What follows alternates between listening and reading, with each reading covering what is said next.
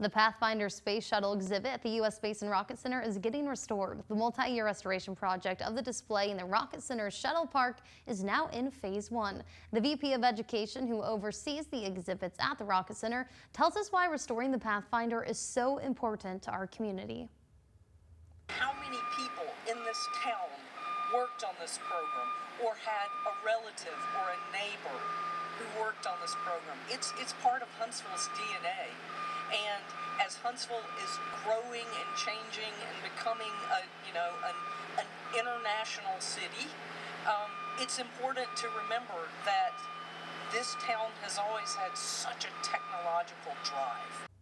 For more information about the work being done on the Pathfinder, visit rocketcitynow.com.